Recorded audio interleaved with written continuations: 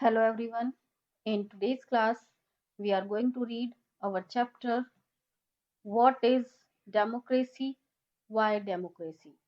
आज हम बात कर रहे हैं प्रजातंत्र क्या होता है एंड व्हाई डेमोक्रेसी डेमोक्रेसी को क्यों यूज किया जाना चाहिए क्यों अपनाया जाना चाहिए all things we know in this chapter so let's start this chapter now simple meaning of democracy democracy का सिंपल मीनिंग क्या होता है what is the definition of democracy democracy की डेफिनेशन के रूप में अगर हम बात करें तो democracy is a form of government in which the rulers are elected by the peoples साधारण भाषा में वह फॉर्म सरकार की वह फॉर्म जिसमें जो शासक होते हैं वो इलेक्ट किए जाते हैं जनता के द्वारा बाय द पीपल लेकिन ये डेमोक्रेसी स्वयं में क्वेश्चन मार्क है यदि यहाँ पर हम क्वेश्चन मार्क फॉर्म करें तो यह स्वयं में बहुत सारे प्रश्न उठाती है हु आर द रूलर्स यहाँ पर सबसे पहले ये रूलर्स कौन होने चाहिए what kind of election election किस तरह के होने चाहिए and who are the people और वे पीपल्स कौन होते हैं जो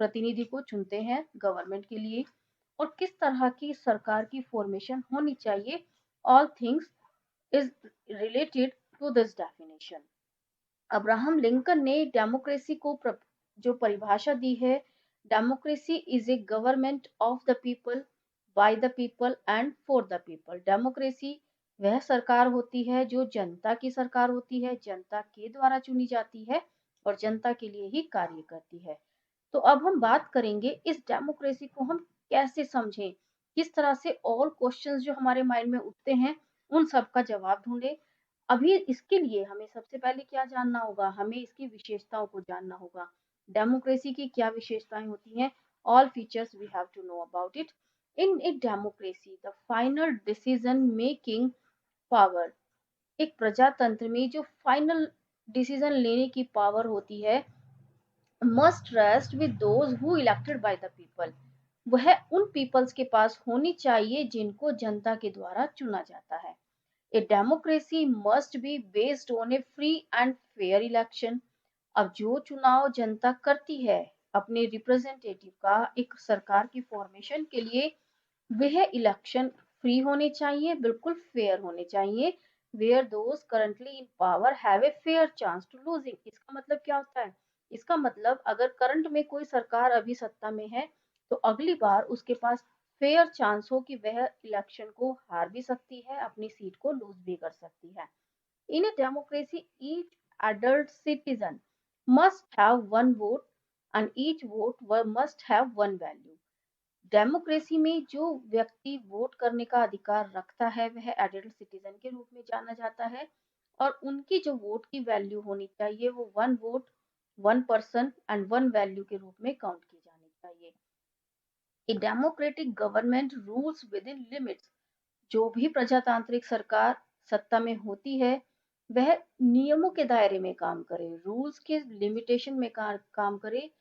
set by the constitutional law जो कि हमारे संविधान के रूप में निर्धारित किए गए हैं और सिटीजन्स के जो नागरिकों के अधिकार हैं राइट्स हैं उन सब का भी सम्मान करे उनको भी रेस्पेक्ट करे the opposition parties are allowed to function freely इसके साथ साथ जो विपक्षी पार्टियां होती हैं उस समय पर देश में उनको भी अपने कार्यों को करने की आजादी होनी चाहिए they must have freely work and before and after the election election से पहले भी और इलेक्शन के बाद में भी the democratic governments are based on fundamental principles of political equality इस हिसाब से क्या होता है एक प्रजातांत्रिक सरकार जो होती है वो फंडामेंटल सैद्धांतिक सिद्धांतों पर काम करती है जो निर्धारित होता है पॉलिटिकल इक्वालिटी के हिसाब से पॉलिटिकल इक्वालिटी पर बेस्ड होता है तो ये सब विशेषताएं हमने जानी है एक सही डेमोक्रेसी की जो डेफिनेशन दी गई है उसके हिसाब से ये सब विशेषताएं निर्धारित की गई हैं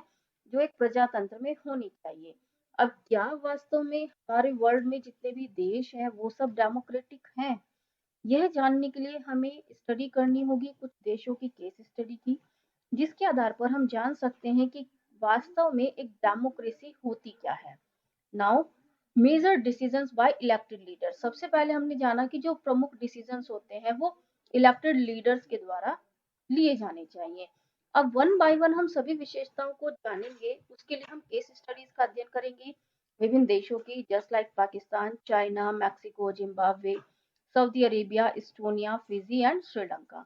नाउ क्वेश्चन उठता है, why Pakistan under general Pervez Musharraf should not be called a democracy.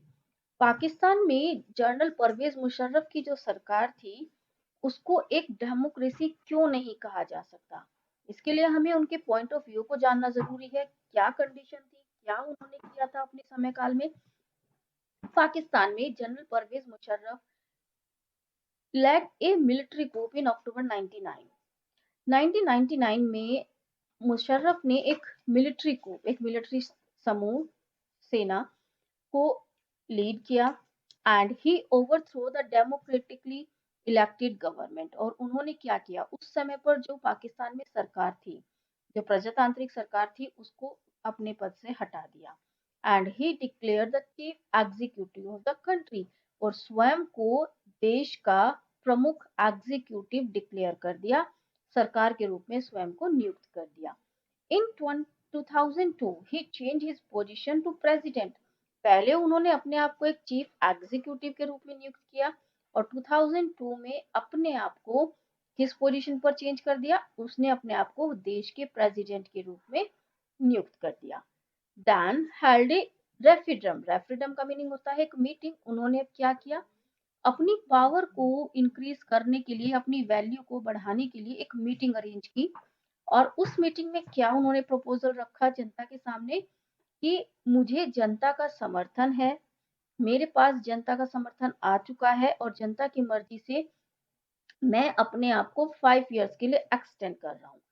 जैसे हमारे प्रजातंत्र में 5 साल के लिए या 6 साल के लिए सरकार का चुनाव होता है, वही चीज की हमारी जो सरकार है वो प्रजातांत्रिक है, यह दिखाने के लिए उन्होंने क्या किया, अपनी सरकार को 5 साल के लिए एक्सटेंड कर दिया on the behalf of the people. और इसके लिए उन्होंने मीटिंग बुलाई एंड मीटिंग में डिक्लेयर कर दिया। अब उनके इस डिक्लेरेशन के बाद क्या हुआ, जो वहां की मीडिया थी या फिर ह्यूमन राइट ऑर्गेनाइजेशन थी और उसके जो प्रजातांत्रिक एक्टिविस्ट थे, उन्होंने इस मीटिंग में जो डिक्लेरेशन की गई उसका रिफ्यूजल किया, उसका इनकार किया। And referendum was based on मल प्रैक्टिसेस एंड फ्रॉड। उन्होंने कहा कि जो ये मीटिंग में घोषणा की गई है यह गलत है, यह जनता के साथ एक धोखा है। इन अगस्त 2002 ही इशूड लीगल फ्रेमवर्क। अब अपनी पावर को और अधिक इंक्रीज करने के लिए मुशर्रफ ने क्या किया, परवेज मुशर्रफ ने 2002 में एक कानूनी फ्रेमवर्क निर्धारित किया। जो पाकिस्तान का संविधान था, कॉन्स्टिट्यूशन था, उसमें संशोधन किया। उस संशोधन में उन्होंने क्या किया, अकॉर्डिंग टू दिस ऑर्डर, इस ऑर्डर के अनुसार president can dismiss the national and provincial assemblies. President को ये अधिकार होगा कि वो डिसमिस कर सकता है किसी भी नेशनल पार्टी को या फिर असेंबलीज को, जो भी प्रोविंशियल असेंबलीज पाकिस्तान में थी, जस्ट लाइक जैसे हमारे देश में राज्यसभा है, लोकसभा है, इन असेंबलीज को डिसमिस कर सकता है। अब ये सब जो हमने विशेषताएं यहाँ पर जानी, हमारी जो विशेषता क्या है, प्रमुख व्यक्ति जो होता है जनता के द्वारा चुना जाए। लेकिन यहाँ पर हम ऑब्जर्व कर सकते हैं कि परवेज मुशर्रफ जनता के द्वारा इलेक्टेड नहीं थे, ना ही यहाँ पर इलेक्शंस हुए थे जिसके बेस पर उनका चुनाव हुआ हो। और यहाँ पर जो कानून का दायरा था उसमें संशोधन किया गया, संविधान में संशोधन किया अकॉर्डिंग टू इंक्रीज पावर, अपनी पावर को इंक्रीज करने के लिए। तो यहाँ पर हम क्या इसको एक डेमोक्रेटिक गवर्नमेंट के रूप में मान सकते हैं। The work of civilian cabinet supervised by national security council dominated by military officers. अब अपने विरोध को कम करने के लिए कि जनता में किसी भी तरह का विरोध उनके लिए ना हो, उनका जो वर्क था, जो सिविलियन पीपल्स कैबिनेट के सुपरवाइजर्स होते थे या नेशनल सिक्योरिटी काउंसिल के जो ऑफिसर्स होते थे, उनके ऊपर किसकी निगरानी बैठा दी गई, उनके ऊपर मिलिट्री ऑफिसर्स को नियुक्त कर दिया गया। मींस अब वो भी व्यक्ति फ्रीली अपना काम नहीं कर सकते थे। आफ्टर पासिंग दिस लॉ, इस कानून के पास होने के बाद elections held to the national and state assemblies. Elections held हुए राष्ट्रीय और स्टेट असेंबलीज के लिए। The elected representative have some powers. But final power rest with military officers. अब जो इलेक्टेड रिप्रेजेंटेटिव होते थे उनकी जो पावर थी वो बहुत लिमिटेड हो गई थी, और जो फाइनल पावर होती थी वो किसके पास थी? मिलिट्री ऑफिसर्स के पास या फिर जनरल परवेज मुशर्रफ के पास।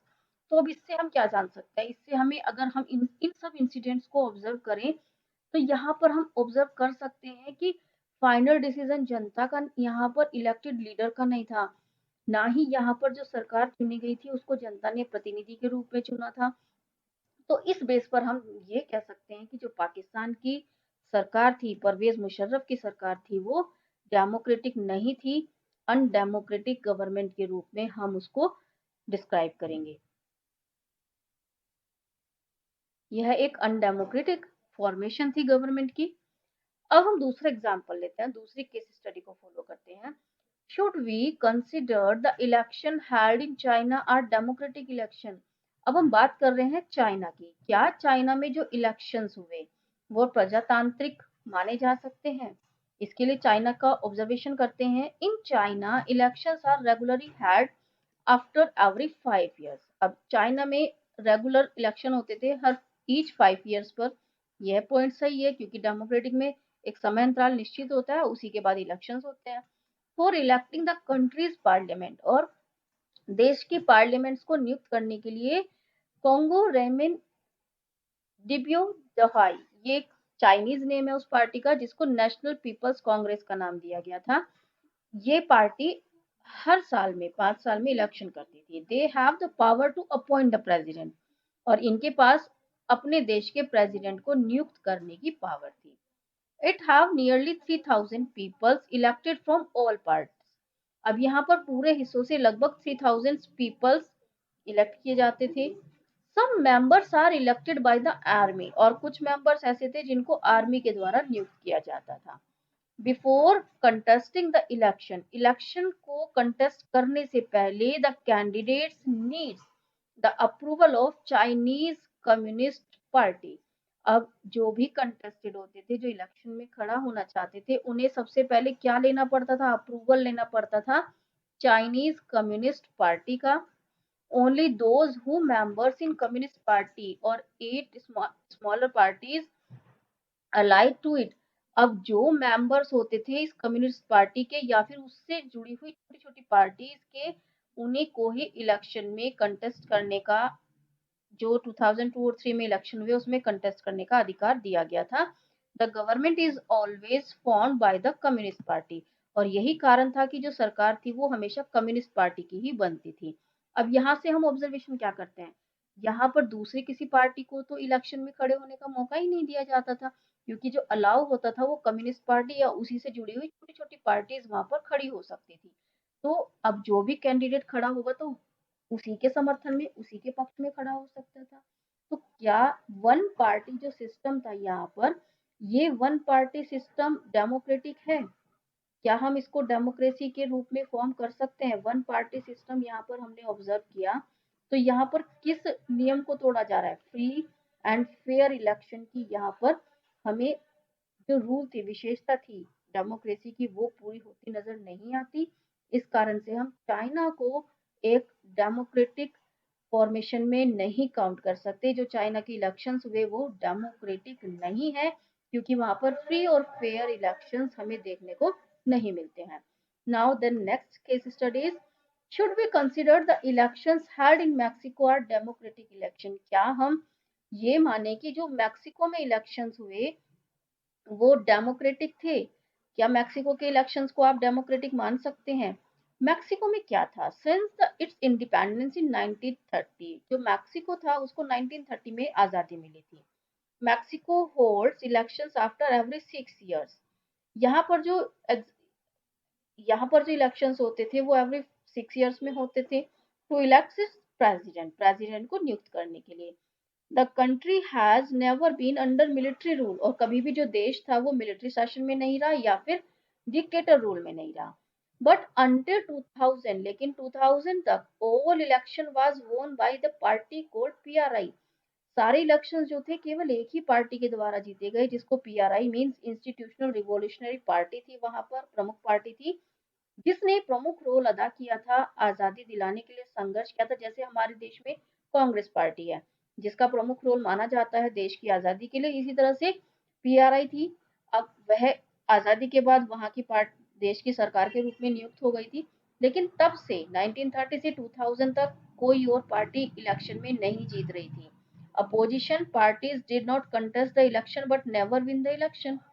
जो डिड कंटेस्ट, जो अपोजिशन पार्टीज थी, विपक्षी पार्टीज थी, वो इलेक्शन में खड़ा हो सकती थी लेकिन कभी भी इलेक्शन नहीं जीतती थी। अब इसका रीजन क्या था? The PRI use many dirty tricks. जो पीआरआई पार्टी थी वो पहले तो पॉपुलर तो वो बहुत अधिक हो चुकी थी क्योंकि उसने संघर्ष किया था आजादी के लिए, लेकिन अपनी पॉपुलरिटी के साथ साथ बाद में जब दूसरी बार इलेक्शन हुए उसने इलेक्शंस को जीतने के लिए क्या किया? डर्टी ट्रिक्स को यूज करना शुरू कर दिया इलेक्शन जीतने के लिए। All those who employed in government offices has to attend its party meeting. यहाँ पर क्या निर्धारित किया गया कि जितने भी गवर्नमेंट ऑफिसर्स होंगे, एम्प्लॉय होंगे, गवर्नमेंट जॉब पर होंगे, उन सबको जरूरी था पार्टी की मीटिंग्स को अटेंड करना।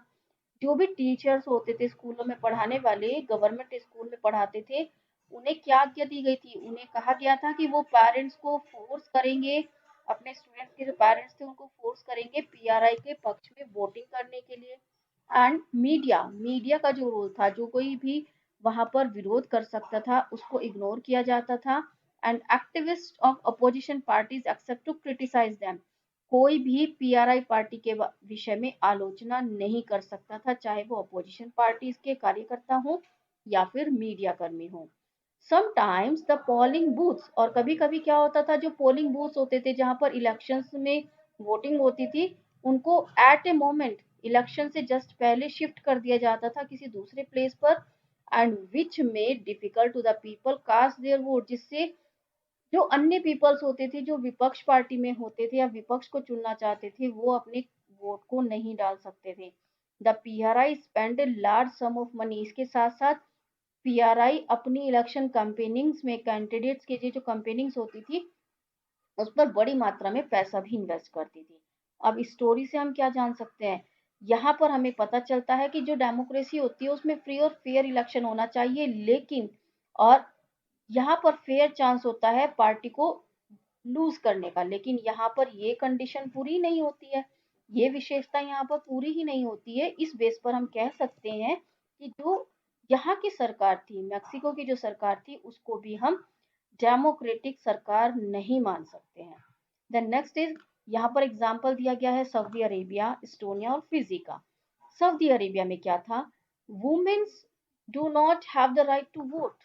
जो सऊदी अरेबिया में वुमेन्स थी, महिलाएं थी, उनको वोट करने का अधिकार नहीं था।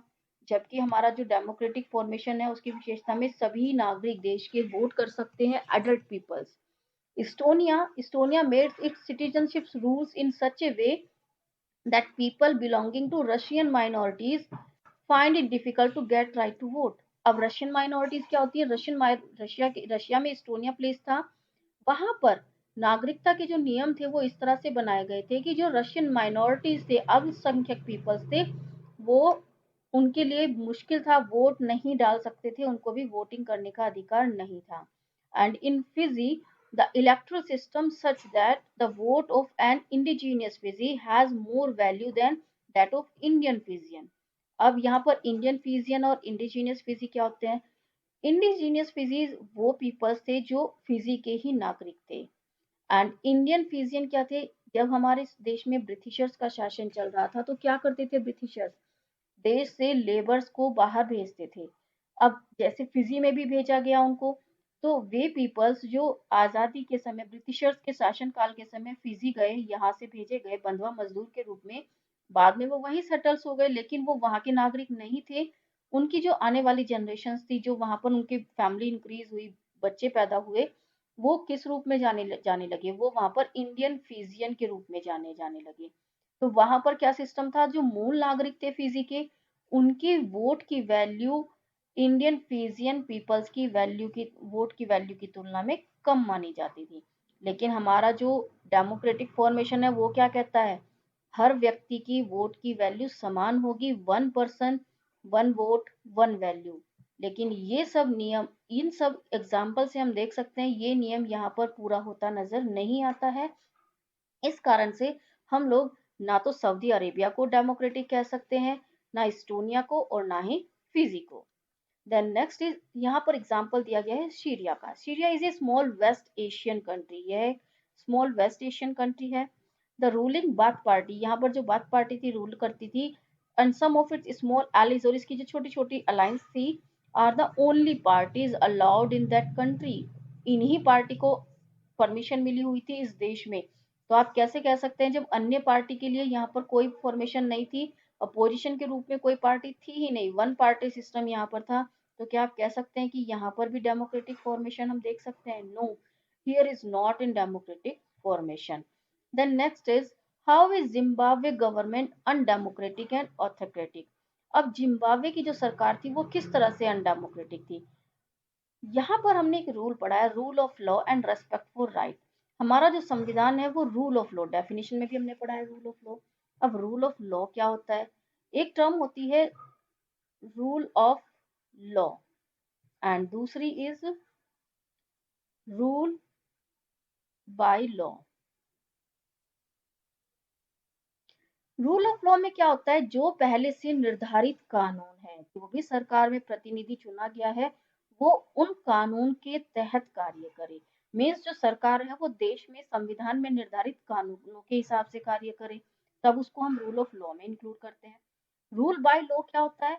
वह सरकार जो अपने पक्ष में कानून बदलती रहे और उसके अनुसार शासन करे। मीन्स सरकार अपने शासन को चलाने के लिए अपने अपने कानून चलाती रहे, अपने कानून परिवर्तित करती रहे और उसके हिसाब से शासन करती रहे। तो ये दोनों डिफरेंस क्या होते हैं? दोनों टर्म में डिफरेंस होता है। रूल ऑफ लॉ में कानून संविधान के अनुसार पहले से निर्धारित होते हैं, सरकार लिमिटेशन में कार्य करती है। और रूल बाय लॉ में जो सरकार होती है वो अपने फायदे के हिसाब से नए नए कानून बनाती है और अपनी सत्ता को चलाती है।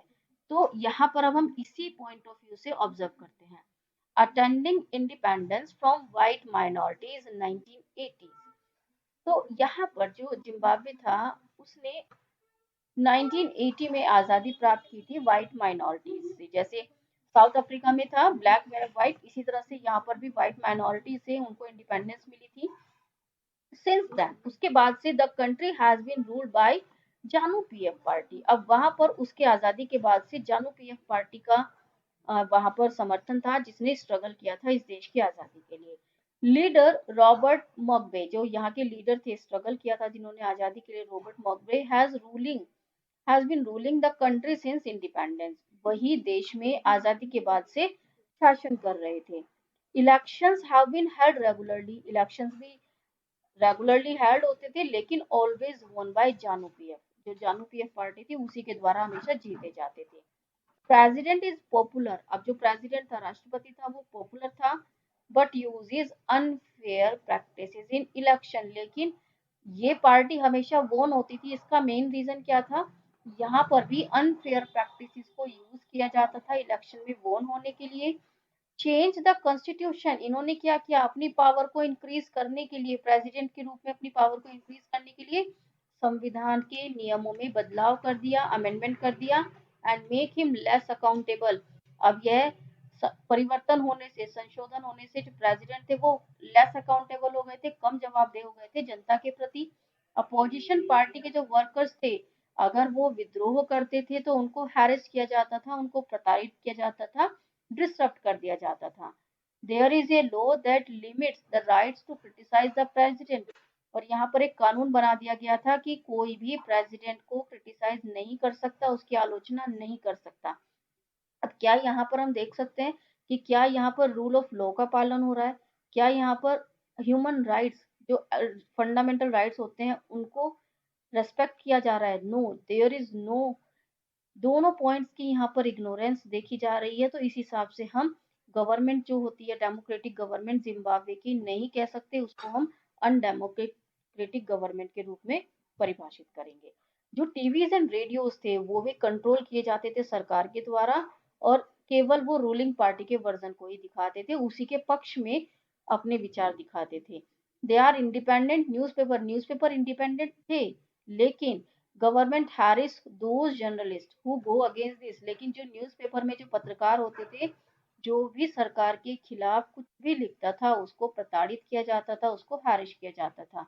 The government has ignored some court judgement, यहाँ तक कि जो न्याय व्यवस्था थी उस पर भी सरकार का कंट्रोल था। जो कोर्ट जजमेंट होते थे उनको भी इग्नोर किया जाता था, उनके ऊपर कोई ध्यान नहीं दिया जाता था, और जो and went against it and has prejudiced जज, यहाँ पर जजेस के साथ भी दुर्व्यवहार किया जाता था और जो नियम पारित किए जाते थे उनके विरुद्ध कार्य किए जाते थे। तो यहाँ पर कौन सा रूल तोड़ा जा रहा है? Democratic government rules with in limit, सरकार लिमिट्स में कार्य करे, जो संवैधानिक कानून थे उनके दायरे में काम करे और सिटीजन्स के नागरिकों के जो अधिकार थे उनको फॉलो करे। लेकिन ये सब चीजें यहाँ पर फॉलो नहीं हो रही थी, इस कारण से यहाँ पर भी हमें अनडेमोक्रेटिक गवर्नमेंट की फॉर्मेशन देखने को मिलती है। अब ऊपर जितने हमने केस स्टडी का अध्ययन किया उससे जो समरी डेफिनेशन निकल के आती है वो क्या आती है?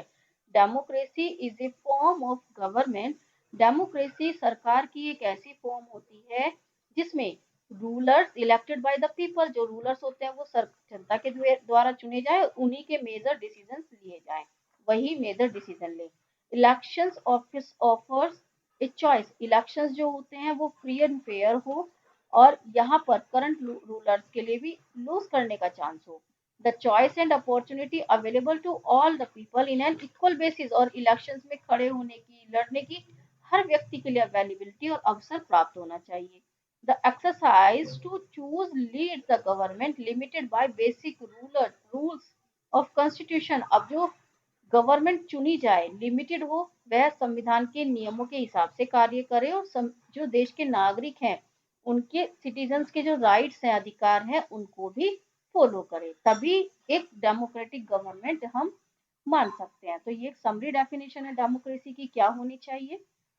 अब क्वेश्चन उठता है व्हाई डेमोक्रेसी। अभी तक हमने पढ़ा व्हाट इज डेमोक्रेसी, डेमोक्रेसी क्या होती है। अब डेमोक्रेसी क्यों होनी चाहिए, इसको हम मेरिट्स भी कह सकते हैं, गुड डेमोक्रेसी, बैड डेमोक्रेसी भी कह सकते हैं। A democratic government is a better government because it is a more accountable form of government। अब यहाँ पर गुण बताए गए हैं डेमोक्रेसी के। जो डेमोक्रेटिक गवर्नमेंट होती है उसको बेटर फॉर्मेशन कहा जाता है क्योंकि ये बहुत अधिक अकाउंटेबल होती है, जवाबदेह होती है, जनता के प्रति जवाबदेह होती है अपने सभी कार्यों के लिए। अगर चुनी गई सरकार देश के हित में काम नहीं कर रही है तो उसको जवाब देना होगा जनता के सवालों का, अपोजिशन पार्टीज के सवालों का। Democracy improves the quality of decision making, democracy जो होती है उसमें जो क्वालिटी होती है वो निर्णय लेने की जो क्वालिटी होती है वो इंक्रीज होती है। क्यों? क्योंकि यहाँ पर क्या होता है, किसी भी मुद्दे पर निर्णय लेने से पहले, डिसीजन लेने से पहले जितने भी अपोजिशन पार्टी के मेंबर्स हैं सदन में, लोकसभा में, राज्यसभा में, उन पर डिस्कशन होता है, सबकी राय ली जाती है, उसी के बाद ही कोई भी नियम और कानून लागू किया जाता है। Democracy provides a method to deal with differences and conflicts.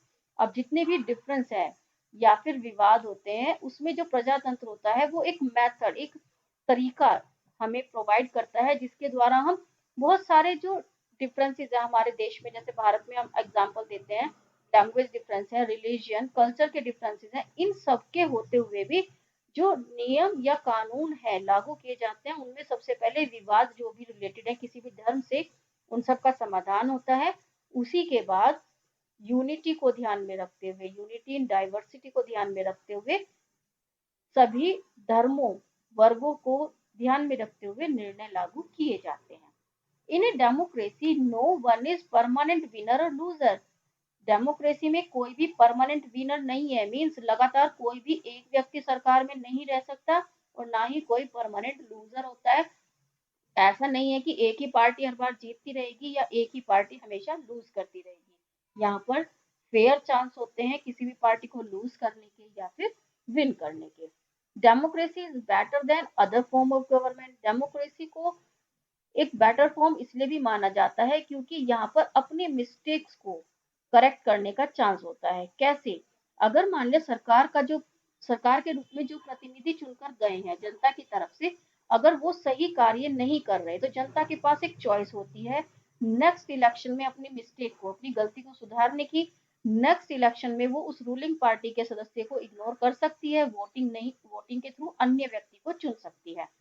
Democracy enhance the dignity of citizens, जो देश के नागरिकों का सम्मान होता है उसको भी प्रजातंत्र में बढ़ाने की कोशिश की जाती है, उसको बनाए रखने की कोशिश की जाती है, because it is based on principle of political equality, क्योंकि एक डेमोक्रेसी पॉलिटिकल इक्वालिटी राजनीतिक समानता के सिद्धांत पर कार्य करती है। और यहाँ पर चाहे पुअर हो, लेस एजुकेटेड हो, उन सबका सेम स्टेटस माना जाता है वोटिंग में, चाहे वो रिच हो या एजुकेटेड पीपल हो। मीन्स रिच पीपल की वोट की वैल्यू जितनी है उतनी ही पुअर पीपल की है, एजुकेटेड पीपल की वोट वैल्यू जितनी है उतनी ही अनएजुकेटेड पीपल की है या कम पढ़े लिखे व्यक्ति की मानी जाती है। तो यहाँ पर इक्वालिटी को प्रमुखता दी जाती है। डिमेरिट्स, लेकिन कुछ विपक्ष भी है, कुछ विपक्ष में तर्क भी दिए जाते हैं कि डेमोक्रेसी का ड्रॉबैक भी है, इसकी कुछ बुराइयां भी हैं। कौन सी? यहाँ पर फर्स्ट तर्क दिया जाता है, leaders keep changing in a democracy. Democracy में जो लीडर्स होते हैं वो चेंज होते रहते हैं। This leads to instability, means एक इलेक्शन में 5 ईयर्स के लिए जो व्यक्ति चुना गया, दूसरे इलेक्शन में अगर वो हार गया तो नया लीडर आएगा, फिर वो नई पॉलिसीज लागू करेगा और पुरानी जो भी पॉलिसीज है उनको रद्द कर देगा। तो ये इनस्टेबिलिटी, अस्थिरता यहाँ पर देखने को मिलती है। Democracy is all about political competition. Democracy में सब कुछ पॉलिटिकल कंपटीशन होता है सत्ता पाने के लिए। जब भी जो भी मेंबर्स होते हैं इलेक्शन में खड़े होते हैं वो पावर का यूज करते हैं। इस कारण से यह तर्क दिया जाता है कि यहाँ पर नैतिकता नहीं होती, राजनीति में नैतिकता नहीं पाई जाती। Elected leaders do not know the best interest of the people. अब जो इलेक्शन में लीडर चुनकर गए हैं, क्या ये जरूरी है कि वो सभी जनता को किस चीज की जरूरत है, क्या चाहिए, इन सब के बारे में जानकारी रखते हो? वो कई बार बैड डिसीजंस भी ले सकते हैं। Democracy leads to corruption. यहाँ तक कि जो डेमोक्रेसी होती है उसमें भ्रष्टाचार भी इंक्रीज होता है, क्योंकि जो इलेक्टोरल कंपटीशन होता है, चुनाव जीतने का जो कंपटीशन होता है, उसके कारण भ्रष्टाचार को बढ़ावा मिलता है। ऑर्डिनरी पीपल, जो सामान्य नागरिक होते हैं, कम पढ़े लिखे हैं, जिनको इतनी अधिक नॉलेज नहीं है, जरूरी नहीं है कि उन्होंने इलेक्शन में जिस व्यक्ति को चुना है वो सही चुनाव किया गया हो। जो भोले पीपल होते हैं उनको मिसगाइड भी किया जा सकता है पॉलिटिकल लीडर्स के द्वारा, और इस कारण से they should not decide anything, वो सही निर्णय नहीं ले पाते। ये सब भी डिमेरिट्स के रूप में बताया जाता है डेमोक्रेसी की। अब क्वेश्चन उठता है, डेमोक्रेसी, इनडायरेक्ट डेमोक्रेसी क्या होती है? In modern world most of the countries are following the indirect democracy. सभी जितने भी देश हैं उन सब में इनडायरेक्ट डेमोक्रेसी फॉलो हो रही है। इनडायरेक्ट डेमोक्रेसी क्या होती है? It is a system in which the representatives are elected by the peoples. Democracy की तुलना में जो इनडायरेक्ट डेमोक्रेसी है उसमें प्रतिनिधि चुने जाते हैं। सरकार के रूप में जो व्यक्ति काम कर रहा है वो देश में जनता के प्रतिनिधि के रूप में जाते हैं, देश के द्वारा जनता के प्रतिनिधि के रूप में उनका चुनाव होता है, और वो जनता के बिहाफ पर काम करते हैं। They are so sensitive to cater the needs and opinion of the people. यहाँ पर हम एग्जाम्पल दे सकते हैं इंडिया, फ्रांस और यूएसए का। ये पीपल सेंसिटिव होते हैं और जनता की राय के हिसाब से, जरूरत के हिसाब से कार्य करते हैं। अगर ऐसा नहीं करेंगे तो क्या होता है, जनता के प्रति उन्हें जवाबदेही होना पड़ता है। तो मोस्ट ऑफ सभी जगह पर हमें वर्ल्ड में जहां पर भी डेमोक्रेसी देखने को मिलती है तो रिप्रेजेंटेटिव फॉर्म, एक प्रतिनिधित्व डेमोक्रेसी हमें देखने को मिलती है। अब इन सब डिस्कशन से जो ब्रॉडर मीनिंग निकल कर आता है डेमोक्रेसी का, what is the broader meaning of democracy here? On this chapter we understand the meaning of democracy. हमने चैप्टर के बेस पर जाना कि जो प्रजातंत्र का मीनिंग है वो क्या है, in a limited and descriptive sense. वो एक लिमिटेड और डिस्क्रिप्टिव सेंस में देता है। But we have understood democracy in the form of government. Democracy एक फॉर्म ऑफ गवर्नमेंट है। The most common form that democracy takes in our times is that representative democracy। लेकिन एक broader meaning के रूप में जो डेमोक्रेसी अब हमें देखने को मिलती है वो किस फॉर्म में देखने को मिलती है? ये एक रिप्रेजेंटेटिव डेमोक्रेसी की फॉर्मेशन में हमें देखने को मिलती है। In the countries we call democracy all the people do not rule. अब जितने भी देश हैं जहां पर भी प्रजातंत्र है, हम यह नहीं कर सकते कि सभी पीपल वहां पर रूल कर सकते हैं, पॉसिबल भी नहीं है। मान लिया कोई भी देश का सरकार के रूप में वर्क कर रहा है व्यक्ति, वो क्या सभी पीपल्स को, मान लिया 1 करोड़ की जनसंख्या है, 1 करोड़ पीपल से सलाह मशवरा करेगा तब कोई निर्णय लेगा? नहीं ले सकता। इस कारण से वहां पर क्या होता है, जनता के द्वारा जो चुने गए रिप्रेजेंटेटिव हैं उनके साथ डिस्कशन होता है और उन मुद्दों को लागू किया जाता है जो जनता के हित में होते हैं।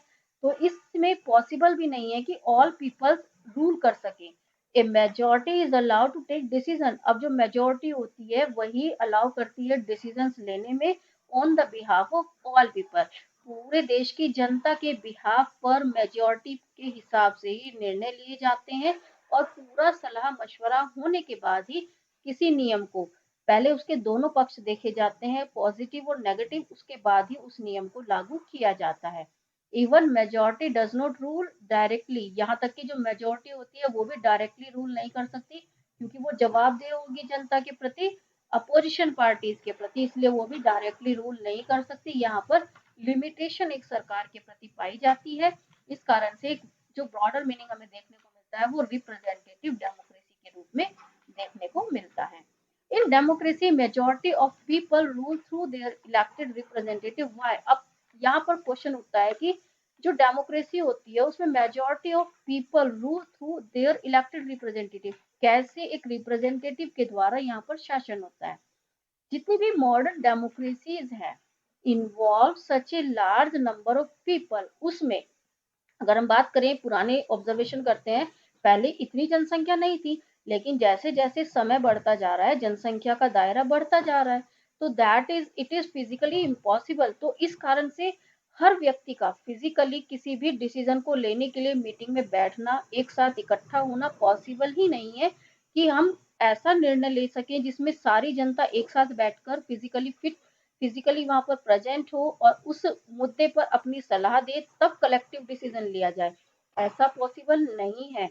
And even if they could, और अगर ऐसा हो भी जाए, अगर कोशिश भी की जाए, एक मीटिंग अरेंज भी की जाए, तो citizen does not have time, सभी देश के नागरिक वहां पर मौजूद हो, उनके पास समय हो, ऐसा भी पॉसिबल नहीं है। और यहाँ तक कि कुछ व्यक्ति ऐसे होंगे जिनकी इच्छा ही नहीं होगी, या कुछ ऐसे होंगे जिनके पास स्किल ही नहीं होगी उस डिसीजन में अपनी राय देने की। तो इस हिसाब से रिप्रेजेंटेटिव डेमोक्रेसी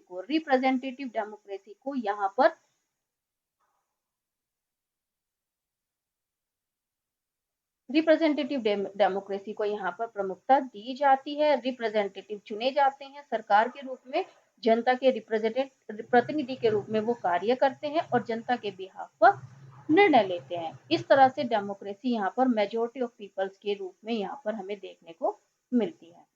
तो एम्स ऑफ गुड डेमोक्रेसी, अब इस हिसाब से एक अच्छी डेमोक्रेसी का एम क्या होना चाहिए। True democracy will come to this country only when no one goes hungry to bed. ऐसा माना जाता है एक सही डेमोक्रेसी तभी सक्सेस होती है जब देश में कोई भी व्यक्ति ऐसा ना हो जो भूखा पेट पर जाए, भूख से सोए। In a democracy every citizen must be able to play equal role. प्रजातंत्र में हर नागरिक के पास कैपेबिलिटी होती है किसी भी निर्णय लेने में अपना इक्वल योगदान देने की। For this you do not need just an equal right to vote. केवल इसके लिए हमारे पास केवल एक इक्वल राइट होना ही जरूरी नहीं है। Every citizen needs to have equal information. इसके लिए सभी नागरिकों के पास समान जानकारी होनी चाहिए, बेसिक एजुकेशन होनी चाहिए, इक्वल रिसोर्सेज होने चाहिए एंड लॉट ऑफ कमिटमेंट होनी चाहिए। मीन्स अपने देश के प्रति कमिटमेंट की भावना होनी चाहिए, अपने देश के अच्छे के प्रति कमिटमेंट की भावना होनी चाहिए। मीन्स यहाँ पर क्या होता है, यहाँ पर सिटीजन्स की ड्यूटी है कि वो सही व्यक्ति का चुनाव करे अपने रिप्रेजेंटेटिव के रूप में। तो यहाँ पर जनता को अपना दायरा देखना होगा, अपनी सोच बदलनी होगी, अपनी जानकारी को कलेक्ट कीजिए, उसके बाद सही जानकारी के कलेक्शन के बाद एक सही प्रतिनिधि को चुनकर सरकार में भेजा जाए जिससे कि वो on the behalf of every citizen take proper निर्णय, तो वो प्रॉपर डिसीजंस ले सके, सही तरीके से काम कर सके। तभी हमारी जो डेमोक्रेसी है, गुड डेमोक्रेसी है, उसका जो टारगेट होता है, एम होता है, वो पूरा हो सकता है। So this chapter is completed here. हम ऑलरेडी इस चैप्टर को लाइव क्लास में भी डिस्कस कर चुके हैं। अभी आपको इस चैप्टर को रीड करना है बहुत ध्यान से, और अपनी बुक साथ में लेकर बैठेंगे तो इस चैप्टर को बहुत अच्छे से आप अंडरस्टैंड कर सकते हैं। I hope you understand this